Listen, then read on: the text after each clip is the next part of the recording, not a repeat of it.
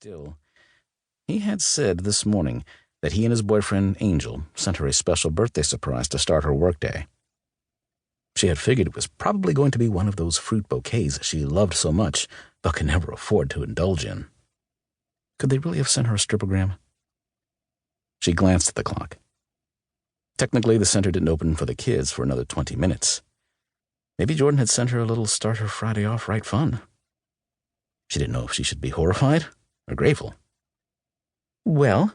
Zoe asked, dark eyebrows lifting high on her forehead.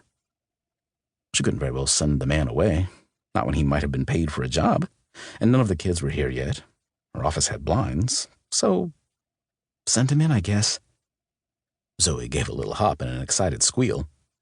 "On it. I'm so going to peek from the window." "Don't get too excited. He might not be a stripper." But the second Zoe returned to deliver Hottie McFirefighter, Lexi changed her tune. This man had to be a stripper or model, or Greek god in disguise. Holy cow. Five-alarm fire didn't do the guy justice. He was more of an explosive volcano of sexiness. "Ma'am, I'm here to check you for fire issues," Hottie said. Yep, definitely a stripper. Kudos to Jordan for the best birthday surprise ever.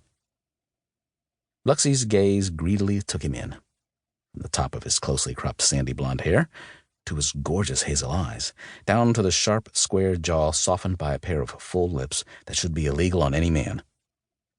He was tall, though not overly so, but he definitely had the muscular build of a man who did a lot of hard labor, or took off his clothes for a living. He wasn't dressed in typical firefighter gear, which was a bit disappointing, but she supposed that kind of stuff was hard to strip off. Instead, he was wearing a tight-fitting dark blue polo shirt that had the words Denver FD stitched on the high chest pocket and a pair of pressed khakis. In his hand, he held some kind of clipboard. A prop, maybe? All in all, the man looked scrumptious. "I'm going to owe Jordan an entire month's rent for this present." The man's right eyebrow quirked. "Excuse me?" "Nothing." Lexi shook her head. "Go ahead and do your thing. Do you have music you need to play or something?" The man looked even more confused as the words poured from her lips. "Why would I need to play music?" For the stripping?"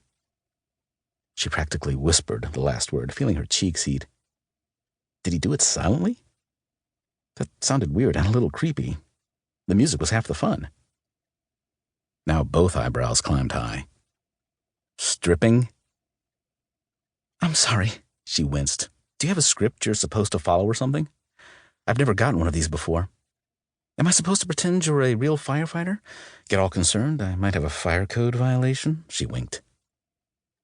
He stared at her like she'd grown another head. "Ma'am, I'm here to check you for fire issues," he repeated. "Oh, there's going to be a fire issue, all right," she said, getting into it. "As soon as you strip off those pants and get to the show, my panties might just burst into flames." A giggle left her. She felt so naughty, so unlike herself, flirting with the man in front of her. She had to hand it to her roomie. He sure knew how to break her out of her shell. Jordan would be so proud if he could see her now. The man's jaw dropped wide. He held up a hand.